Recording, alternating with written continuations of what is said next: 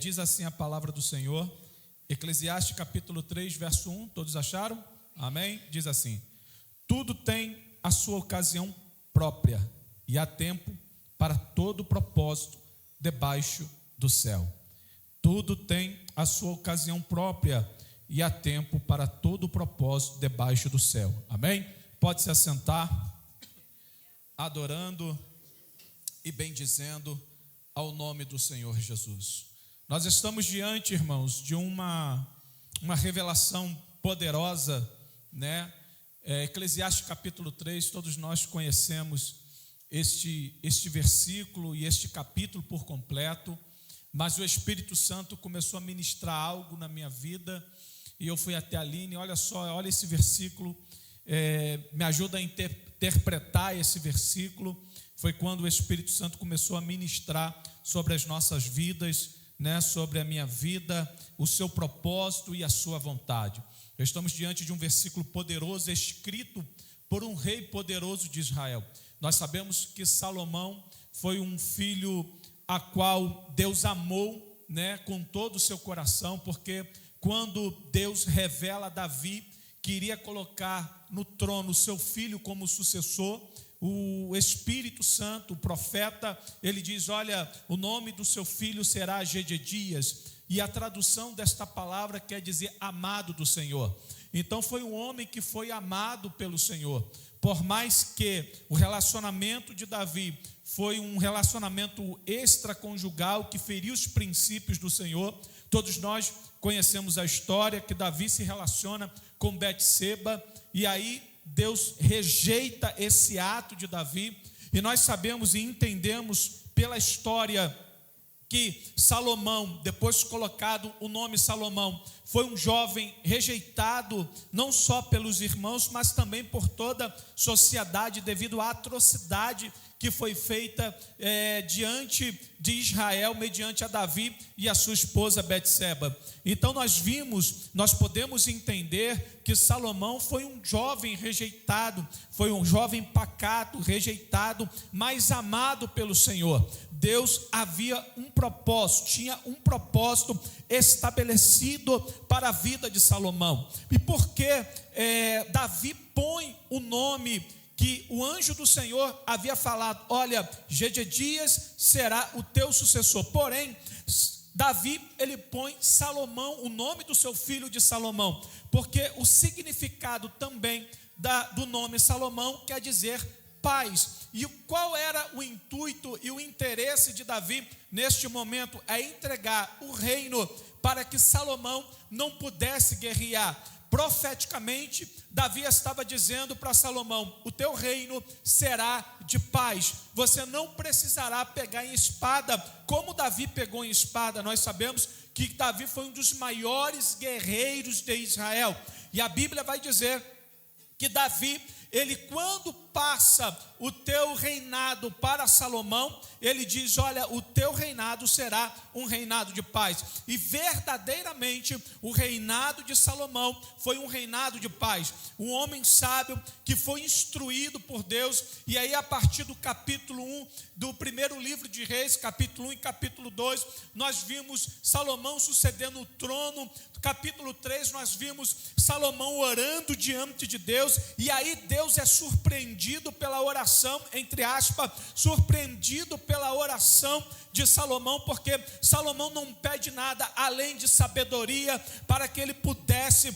julgar o povo de Israel, o povo a qual Deus estava lhe presenteando. Então no capítulo 3 nós vimos a oração de Salomão, e em resposta à oração de Salomão, nós vimos a glória de Deus se revelando na vida de Salomão. E não só após a construção do templo, a partir do capítulo 5 e verso 8, a construção e a consolidação do templo, nós vimos na inauguração daquele templo uma glória se manifestada como nunca vista antes em Israel. A palavra do Senhor diz que a glória do Senhor, aleluia, é o sinal da sua aprovação. Quando nós vimos a manifestação de Deus, a Bíblia chega a dizer Os relatos históricos vai dizer que as pessoas que estavam do lado de fora, que não poderiam entrar no templo, que não conseguiam entrar no templo, foram impactadas pela glória do Senhor de uma tal forma que eles não conseguiam ficar de pé.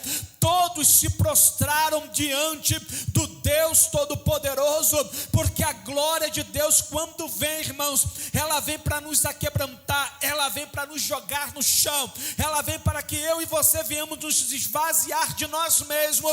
Para quê? Para que Ele cresça dentro de nós e manifeste o teu reino dentro da minha vida e dentro da sua vida. Nós vimos tanto em 1 Reis como 2 Crônica em paralelo, a partir do capítulo 1, também nós vimos o pedido de sabedoria de Salomão, nós vimos o detalhe do templo, nós vimos a descrição da riqueza e nós vimos a manifestação de Deus. Preste atenção, meu querido, ore ao Senhor. Eu sempre coloco lá no grupo: não pare de orar até que você seja, aleluia, ouvido dos altos céus. Só sai do seu lugar de oração quando as asas do Senhor descer sobre a tua vida e você se sentir protegido e coberto pela presença do bom mestre.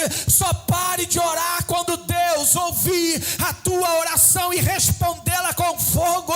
Louvado seja o nome do Senhor. Por quê, pastor? Porque a presença e a glória de Deus é o sinal da tua aprovação. Se você não sentiu a presença de Deus ainda no seu lugar secreto de oração, é porque Deus ainda não aprovou a sua atitude.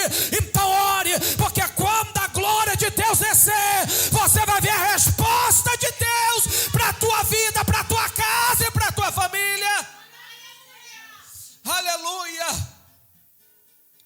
Nós vimos a palavra de Deus se cumprindo na vida de Salomão, e o Salomão, ele foi um dos maiores escritores da Bíblia Sagrada. Em 1 Reis capítulo 4, verso 3, vai dizer que Salomão aproximadamente escreveu quase 3.000 provérbios, sem contar os cânticos e os salmos. Nós vimos Salomão escrevendo 3 livros aproximadamente. O livro de Provérbios, onde ele expressa toda a sua sabedoria. Eu estava lendo o capítulo 31 do livro de Provérbios, quando é dedicada uma oração, uma escrita, uma palavra de sabedoria ao rei Lemuel. E todos os historiadores, ele indica que essa escrita foi feita pela sua mãe Betseba. Só que essa mulher era uma mulher rejeitada, era uma mulher que as pessoas não davam ouvido, mas ela escreve um texto de sabedoria, trazendo luz para a vida de Salomão. Nós vimos Salomão escrevendo o livro de Provérbios, dedicando a tua vida à sabedoria. Na sua juventude nós encontramos Salomão escrevendo o Cântico dos Cânticos, quando ele estava no auge do seu amor, se descobrindo, aleluia, escrevendo para uma mulher sunamita, a qual emplacou o teu coração de amor. E nós vimos também ele escrevendo o livro de Eclesiastes. Nós vimos, irmãos, mais de 1.005 cânticos escritos por Salomão, e como eu disse, mais de 3.000 provérbios. Quando nós olhamos o livro de Eclesiastes, nós percebemos que Salomão já está no final da sua vida, já tinha aproveitado de tudo nessa vida. Nós vimos ele escrevendo o cântico na sua juventude, nós vimos ele escrevendo o livro de Provérbios quando ele estava na meia-idade, provando da sabedoria e das riquezas a qual ele construiu diante da sua sabedoria e diante do temor ao Senhor. Todos queriam conhecer Salomão, todos queriam conhecer a glória de Israel. A Bíblia vai dizer que a rainha de Sabá foi para Jerusalém simplesmente para contemplar a sabedoria que havia sobre Salomão e a glória de Deus que estava dentro de Israel. Todos queriam conhecer Salomão e toda a sabedoria que Deus havia lhe dado. Então ele escreve o livro de Provérbios, instruindo, ensinando ao homem buscar a sabedoria. Mas no livro de Eclesiastes, Salomão já está praticamente com uma idade avançada, perto de partir para o Senhor, e ele começa a escrever capítulo por capítulo, trazendo a realidade da vida. Por que eu digo isso? Porque Salomão já tinha provado de tudo desta vida. Salomão já tinha provado de mulheres, já tinha provado de riquezas, já tinha provado de amigos. Salomão já tinha provado do bem e do melhor. E no final da tua vida, ele começa escrevendo o livro de Eclesiastes, no capítulo 1 e no verso 2, dizendo: vaidade, vaidade, tudo é vaidade. Só abaixa um pouquinho. O homem que tinha, aleluia, o homem que tinha provado de tudo, no capítulo 1 do seu livro, ele está dizendo: olha, tudo é vaidade. O esforço humano sem Deus é inútil e passageiro. Hoje nós nos preocupamos com muitas coisas, irmãos. Eu conheci pessoas no Brasil que para vir para a igreja, se não tivesse com o cabelo arrumado, se não tivesse com uma roupa um pouco mais adequada, não vinha, não ia para a igreja. E Salomão está dizendo: olha, tudo isso é vaidade. O importante é viver na presença de Deus. Eu lembro-me quando eu fui pregar num congresso jovem. Eu fui pregar num culto jovem. De repente eu vi um jovem, irmãos, que tinha um sapato. E esse sapato na frente ele estava rasgado. O dedo dele estava para o lado de fora, com a meia ainda rasgada. E mesmo assim ele foi adorar a Deus. Mesmo assim ele estava no culto, num congresso. Quando nós falamos de congresso, falamos até de um culto especial, porque todo mundo se arruma até um pouco melhor. Parece até que vai para um super evento. E naquela época, aleluia, era assim. E nós vimos aquele jovem com toda a sua humildade, adorando a Deus com um dedão do lado de fora. Antes de pregar, eu fiquei olhando para aquele jovem. Eu falei: meu Deus do céu, a minha alma começou a ficar agoniada. Mas aquele jovem estava alegre, por quê? Porque ele estava na presença de Deus. Quando terminou o culto, eu chamei a minha esposa e disse: olha, vamos comprar um sapato para esse jovem, porque já está me dando agonia, não dá para ver esse jovem assim na casa do Senhor. Eu não era daquela igreja, fui até a líder de jovens, eu falei: olha, nós vamos estar comprando um sapato para esse jovem, e nós vamos trazer, qual é o dia da sua reunião? Ela disse: está o dia da reunião. Eu falei: então vamos comprar um sapato e vamos abençoar este jovem. Por mais que ele estava feliz, irmãos, alegre ali, nós estamos vendo o problema que ele estava passando. Compramos 2 sapatos. Eu falei: vamos comprar 2, porque um vai rasgar também. Então ele reveza, compramos 2 sapatos. Chegamos até na igreja, na reunião, presenteamos aquele jovem glorificou o nome do Senhor, e ele foi dar o testemunho. Ele disse: olha, eu glorifico a Deus porque realmente eu só tinha um sapato. E ele disse: lembra no dia do congresso? Sim, sim. Então, naquele dia eu encontrei com um amigo meu da Boca de Fume, e fiz o convite a ele: olha, vamos à igreja. E ele disse: meu amigo, eu não posso ir porque eu não tenho um sapato para ir. E o único sapato que eu tinha, eu peguei e coloquei no pé dele. E o sapato que eu fui para a igreja era o sapato que eu tinha para jogar fora, que estava rasgado. Mas eu fui assim mesmo, levei aquele jovem, e Deus se manifestou naquele lugar. Ei, meu irmão, o importante é estar na presença do Senhor. Aquele testemunho impactou a minha vida, porque eu pensei que o meu testemunho ia impactar a vida dele, foi o dele que impactou a minha. Então não perca a oportunidade de estar na presença de Deus, porque Salomão está dizendo: aleluia, é inútil viver uma vida sem Deus, independente se você tenha uma sandália. O importante é estar na presença do bom mestre, porque vaidade, tudo é vaidade. Calabra sergue vácia, comanchure vácia. Oh, aleluia. No capítulo 2, Salomão vem retratar dos vazios, dos prazeres, da riqueza. Ele vem dizer que ele teve várias concubinas, várias mulheres, aleluia. Mas tudo isso é correr atrás do vento, correr atrás de riqueza, correr atrás de prazeres, é correr atrás do vento. No capítulo 4, ele vem falar da injustiça e da solidão. Estou pulando o capítulo 3, porque depois nós vamos entrar. Ele vem falar da injustiça e da solidão, e da amizade, da cooperação. Ele diz no capítulo 4: olha, é melhor que 2 andem juntos, porque se um cair, o outro levanta.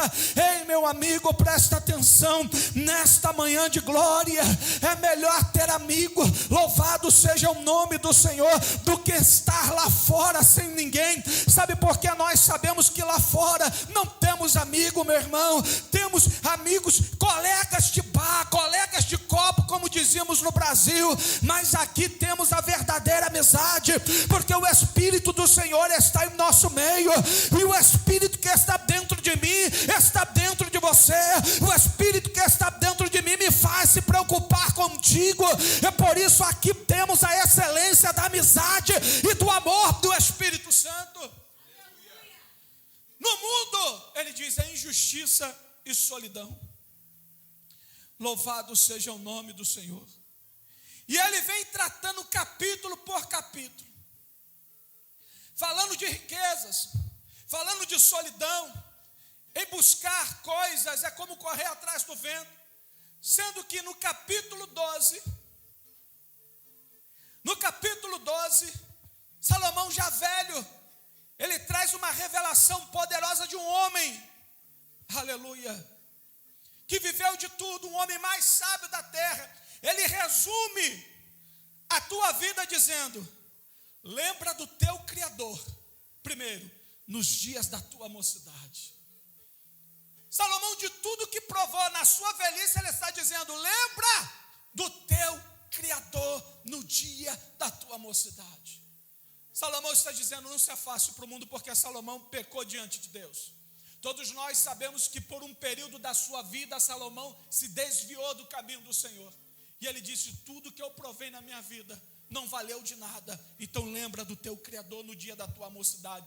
E no versículo 13 do capítulo 12, ele está dizendo: tema a Deus, guarda os teus mandamentos, porque isso é dever do homem.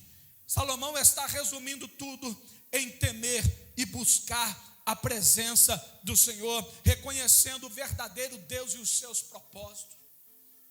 Nós estamos diante de um conselho de um homem mais sábio desta vida, que provou de tudo e está dizendo: tema a Deus, não se afaste dos teus caminhos, não se afaste dos teus preceitos. Diante de uma revelação dessa poderosa do capítulo 12, o que cabe a mim e a você que estamos começando, não vivemos tanto como ele viveu, é ouvir o teu conselho e seguir aquilo que as Escrituras estão mandando. Lembra do teu Criador no dia da tua mocidade e teme ao Senhor. Então nós vimos, irmãos, aleluia, nós vimos Salomão em cada capítulo trazendo uma experiência de vida. E no capítulo 3 do livro de Eclesiastes, Salomão está trazendo uma revelação poderosa, que ele diz: tudo tem a sua ocasião própria. O capítulo 3 e verso 1, ele é dividido em duas partes. E aí que Deus começou a falar comigo na sexta-feira. A primeira parte, ele está dizendo: tudo tem a sua ocasião própria. E diante da sua ocasião própria, diante do percurso natural, ele está dizendo: há tempo de nascer e há tempo de morrer, há tempo de plantar e tempo de arrancar o que se plantou, tempo de matar, tempo de curar, tempo de derribar, tempo de edificar, tempo de chorar, tempo de rir, tempo de prantear, tempo de dançar, tempo de espalhar pedra e tempo de ajuntar pedras, tempo de abraçar e tempo de abaster-se de abraçar, tempo de buscar e tempo de perder, tempo de guardar e tempo de deitar fora, tempo de rasgar e tempo de coser, tempo de estar calado e tempo de falar, tempo de amar, tempo de odiar, tempo de guerra e tempo de paz. Salomão está dizendo: tudo tem a sua ocasião própria. Na vida, tudo tem o seu percurso natural. E ele está revelando que há tempo para mim e para a tua vida de rir. Ele está dizendo que também há tempo de chorar. Ele está dizendo que há tempo de nascer e há tempo de morrer, há tempo de abraçar e deixar de estar abraçado. Há tempo de se alegrar, porque isso é o curso natural da vida. Passamos por momentos em que, se nós observarmos a questão do ambiente que estamos vivendo, se nós observarmos, muitos vão para um percurso natural de dor. Outros vão para um percurso natural de alegria. Nós vimos, irmãos, quantas pessoas dando testemunho de vida. Pessoas que foram abandonadas pelos seus pais. Pessoas que infelizmente foram abusadas. Que passaram uma infância sendo rejeitada pelo pai, sendo rejeitada pela mãe. Pessoas que passaram uma infância sem pai, sem mãe. Por mais que isso seja triste, mas num ambiente familiar influenciado pelo diabo, é um percurso natural da vida. Porque Romanos capítulo 3, verso 23 vai dizer que todos pecaram. Estamos debaixo de uma lei natural, debaixo do pecado. E o pecado, infelizmente, ele nos traz dor. E aí, infelizmente, muitos no percurso natural da vida vivem uma vida de rejeição. Vive uma vida sem amor, vive uma vida perseguida, uma vida onde as coisas não fluem, uma vida parece que está amarrada, amaldiçoada pelo diabo. Por quê?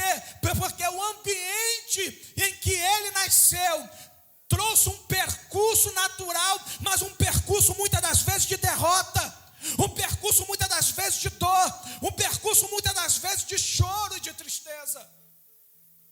E aí Salomão está dizendo que tudo tem o seu tempo próprio. Só que na parte B ele está dizendo, mas há um tempo para todo propósito debaixo do céu. Salomão está dizendo que no curso natural da vida, muitos passarão por tribulações.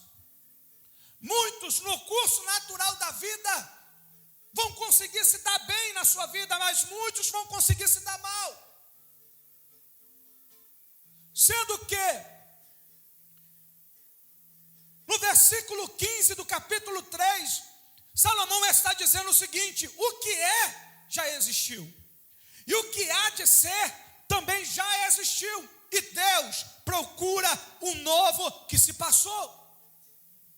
O que Salomão está dizendo?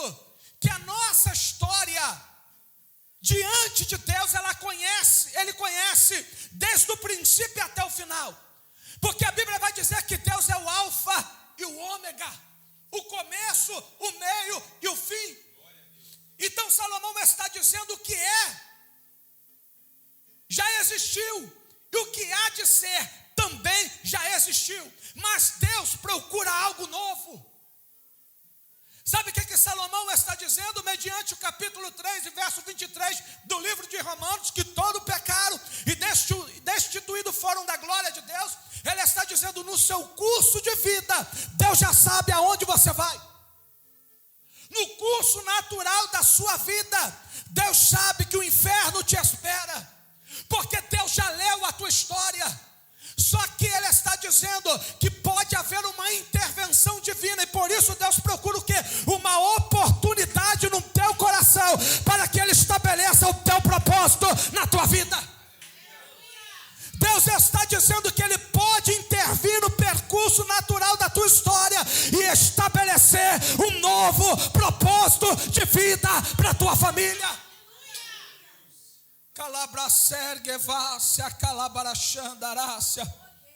No versículo 11 ele está dizendo, tudo fez formoso em seu tempo. Tudo Deus fez. Também pôs na mente do homem a ideia da eternidade.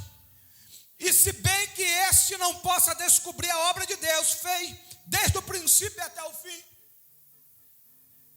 A parte A do versículo 11, ela se conecta com a parte A do versículo 1.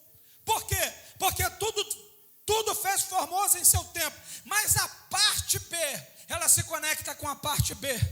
Por quê? Porque Deus está dizendo, Salomão está dizendo que Deus pôs no homem, na mente do homem, no coração do homem, a ideia da eternidade. Não entendi, pastor.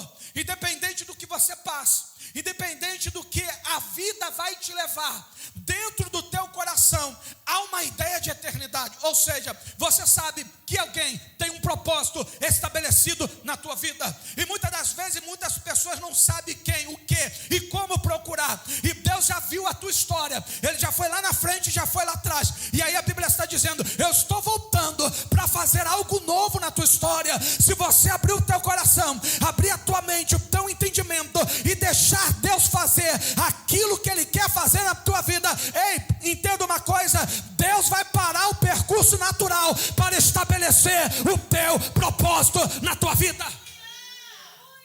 Muitos podem dizer, ou talvez disse para você: não vai dar em nada. Quantas pessoas já ouviram isso? Não vai a lugar nenhum. Esse daí, aleluia, muitos amigos dando testemunho diziam que os seus familiares diziam: esse daí vai morrer cedo, esse daí vai para o tráfico, essa daí vai virar prostituta, até que Deus interviu e estabeleceu o teu propósito. Deus tem coisa nova para a tua vida, meu irmão. Há um propósito de Deus estabelecido para mim e para a tua casa. Romanos capítulo 8 e verso 28 vai dizer: e sabemos que todas as coisas contribuem para o bem daqueles que amam a Deus, daqueles que são chamados segundo o teu propósito. Você foi chamado por Deus segundo o propósito de Deus que Ele estabeleceu na tua vida. Versículo 17 de Eclesiastes, ele diz: eu disse no meu coração, Deus julgará o justo e o ímpio, porque há um tempo para todo propósito e para toda obra. Preste atenção, irmãos. A Bíblia está dizendo: tudo tem a sua ocasião própria, mas no meio disso há um tempo para todo o propósito de Deus na sua vida debaixo do céu. Quando nós olhamos a vida de José, a partir do capítulo 37 do livro de Gênesis, o que nós vimos, todos nós conhecemos a história. Um jovem que foi amado pelo teu pai, mas rejeitado pela tua família. Mas Deus colocou uma eternidade nele. Como diz Salomão, Deus colocou um princípio de eternidade nele. Um princípio de entendimento daquilo que Deus quer fazer na vida dele. Calabrachando orevácia. Deus está falando aqui no meu coração. Por mais que hoje você não entenda, mas você sabe que Deus colocou algo na tua vida. Você sabe que Deus tem um propósito estabelecido na tua vida. Quando eu aceitei a Jesus Cristo, Deus falou comigo: você vai ser pastor. O meu pastor, ele via eu num campo, com uma Bíblia na mão e um cajado. O que é isso? Princípio de eternidade. Princípio de propósito de Deus estabelecido na minha vida. E eu poderia estar vivendo hoje, talvez nem vivo estar, mas Deus interrompeu o percurso natural da minha vida para estabelecer o teu propósito.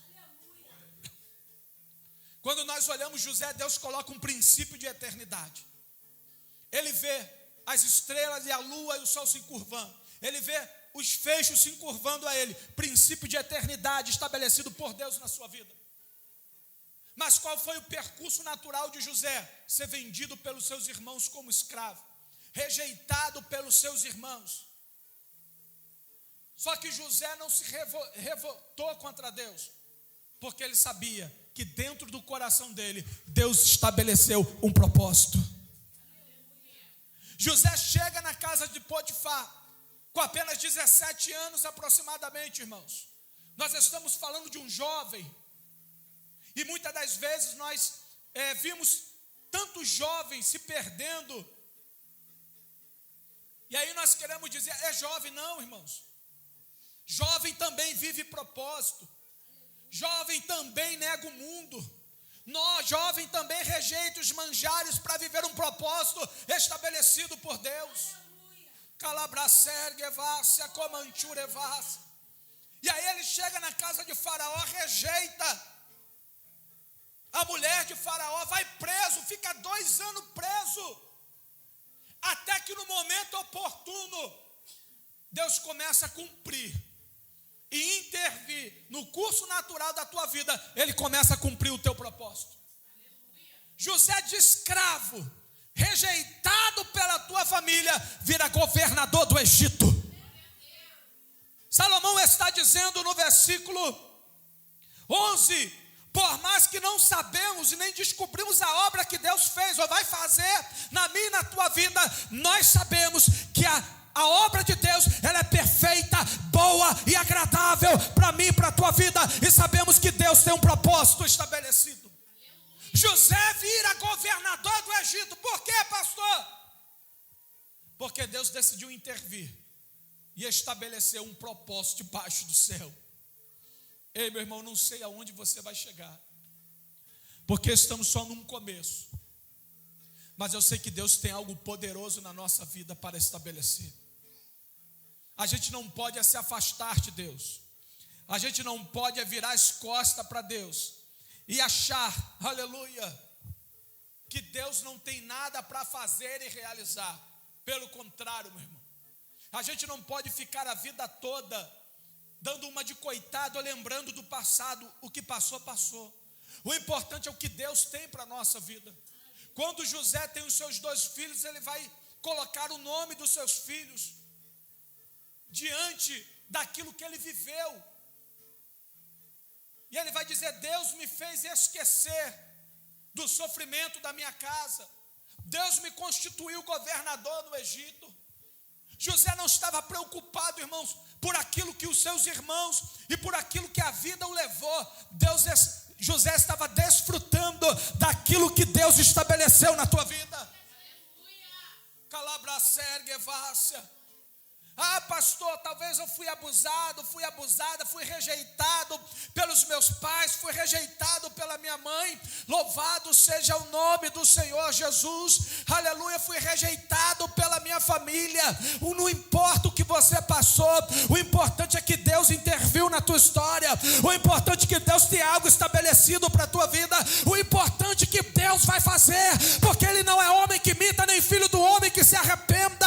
E Ele está dizendo: Deus colocou um princípio de eternidade na tua vida. Deus colocou o início de um propósito no teu coração. Então, meu irmão, não feche o teu coração para Deus. Abra ele e deixa o Espírito Santo fazer na tua história. Oh, meu Deus.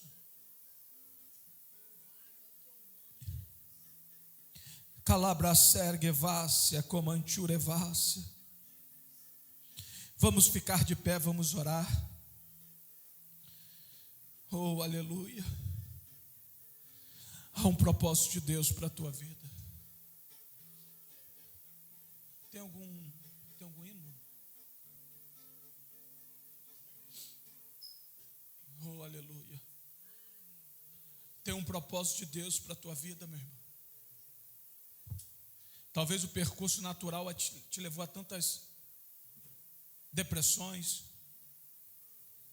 tantas rejeições, pessoas que não aguentaram com a pressão natural e infelizmente até se suicidaram. Nós vimos quantos jovens se matando, nós vimos quantos jovens deprimidos e depressivos. Eu estava numa cidade de Quissamã, eu fui fazer a obra de Deus, fui fazer o curso também da Petrobras. E eu fui para lá por um propósito específico. Cheguei naquela cidade, era perto de Macaé, depois de Macaé. E me chamaram para orar um jovem